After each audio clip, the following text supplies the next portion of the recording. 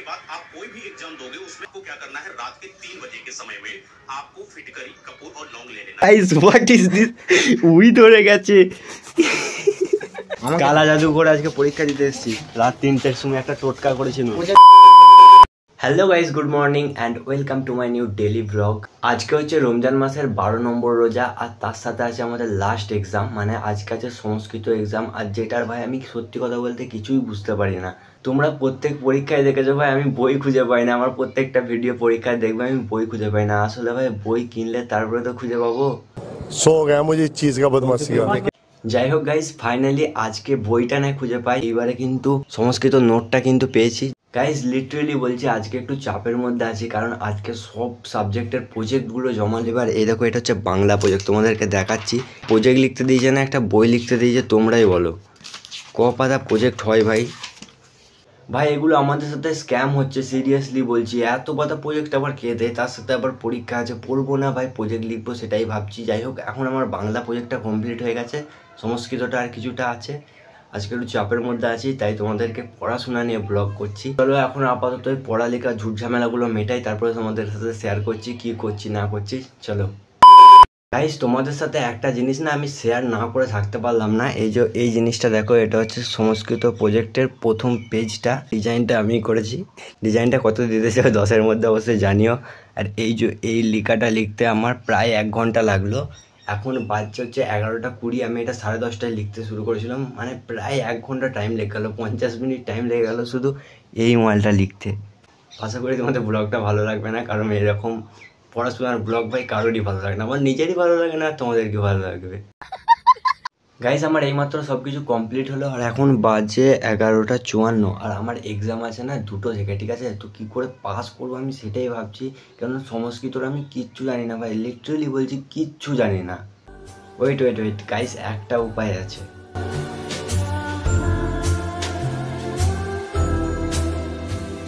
কালা জাদু। अगर आपके आसपास एग्जाम हो और आपको एग्जाम देने जाना हो तो मैं आपको एक तांत्रिक टोटका बताता हूँ, जिसको करने के बाद आप कोई भी एग्जाम दोगे उसमें आप अच्छे मार्क्स से पास हो जाओगे। ये जो विद्या मैं आपको बताने जा रहा हूँ, इसको तांत्रिक लोग करते थे जब भी जल्दबाजी में उनको कोई विद्या हासिल करनी होती थी। आपको क्या करना है, रात के 3 बजे के समय में आपको फिटकरी, कपूर और लौंग ले लेना है। जिस भी किताब को आपको पढ़ना है उस किताब पर 7 बार। কিন্তু গাইস এরা তো বলছে যে রাত 3টের সময় করতে হবে, আর আমার তো আজকে দিন 2টোর সময় পরীক্ষা।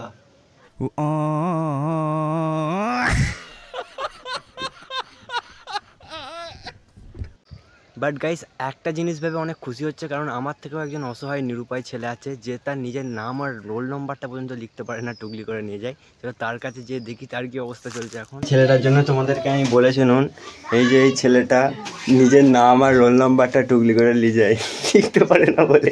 গাইস মিথ্যা কথা বলছি, আমি প্রজেক্ট লিখলাম ঘরে বসে বসে। কই দেখি কতটা হয়েছে। হয়নি বেশ। আমার কি মনে জানিস তো নুর ভাই, বাংলা প্রজেক্ট দিয়েছে না, একটা উপন্যাস লিখতে দিয়েছে, কি জানি এত বড়। এইটা তো সে আর 10ম শ্রেণী। এটা আমি ই করব, এইটা 10ম শ্রেণী তো শৈলব তো। তুই তো 11 ক্লাসে উঠে পড়েছিস। হ্যাঁ গাইস হোয়াট ইজ দিস, ছেলেটা 11 ক্লাসে পড়ে 10ম শ্রেণী। যদি 11-এর এই সংস্কৃত প্রজেক্টটা, এই সংস্কৃত পরীক্ষাটা পাস করতে চাস না, তাহলে যেটা দিতে বলছি সেটা লেখ।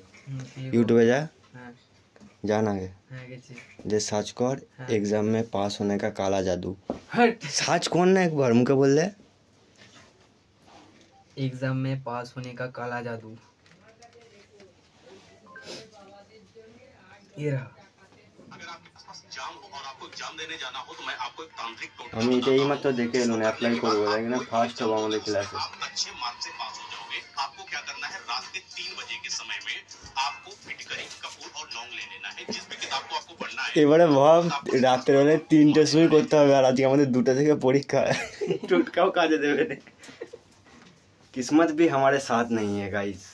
আমাদের সেকেন্ড সেমিস্টারের সংস্কৃত প্রজেক্টটা আজকে কমপ্লিট হলো, আর এই মালটা দেখো ফার্স্ট সেমিস্টারে জমা দেওয়া হয় না, দেখি তো জমা দেওয়া হয় না ভাই, কি অবস্থা। Oh my God guys what is this, উই ধরে গেছে। ছেলেগুলো পড়াশোনার চাহিদা দেখো, কদিন রেখেছিলে ভাই এখানে? 5 দিনে হবে না, এটা 5-6 দিন হবে। উই ধরে গেছে গাইস, দেখো এগুলো মানা যায়? এদের পড়াশোনা কি হবে তোমরাই বলো। গাইস বাজে এখন 1:29, মানে 1:30 বাজছে। আর আমাদের পরীক্ষা জানো 2টো থেকে হয়, তো আর আধ ঘন্টা টাইম আছে, তার মধ্যে আমাদেরকে যেতে হবে। তো চলো এখন আমরা এক্সাম দিতে যাচ্ছি কালা জাদুর ভরসা করে। তো চলো বেরিয়ে পড়া যাক। প্রত্যেক দিনের মতো আজকেও বেরিয়ে পড়েছি নুরু ভাই বাইকে। আর আজকে রোদের টেম্পারেচারটা -90 ডিগ্রি, তাই তো? বরফ পড়ছে আমাদের এখানে। আজকে একটা প্রস্তুতি নিয়েছি জানিস তো মনে হয়, কালা জাদু করে আজকে পরীক্ষা দিতে এসেছি। রাত 3টের সময় একটা টোটকা করেছিল ইউটিউব দেখে। গাইস একটা ছেলেটা রোজা রাখেনি, তারপরে এখানে এসে বাকচুদি করছে, আমাকে খালি প্যাকেটটা দিচ্ছে লস্যির। তোমরা এটার বিচার করো। ফাইনালি গাইস এক্সাম হলো আমাদের ডান, শুধু আজকেরটা নয়, সব পরীক্ষায় শেষ। এই যে ললিপপ খেতে খেতে ঘর যাচ্ছি, পেছনে আসছে একটা ছেলে। লিফট পেয়ে গেলাম। ফাইনালি গাইস আজকে হলো আমাদের এক্সাম ডান। শুধু আজকের এক্সামটা ডান হলো নয়, পুরো ক্লিয়ার ভাই, পরীক্ষা ছিল একদম শেষ। এরপরে একদম রিল্যাক্সে ব্লগ দেবো তোমাদেরকে। তো যাই হোক আজকের ব্লগটা কেমন লাগলো অবশ্যই একটু কমেন্টে জানিয়ে দিও। জানি আজকের ব্লগটা একটু বোরিং ছিল, তবুও কেমন লাগলো একটু কমেন্টে জানাও। দেখা হচ্ছে নতুন একটা ব্লগে, ততক্ষণের জন্য বাই।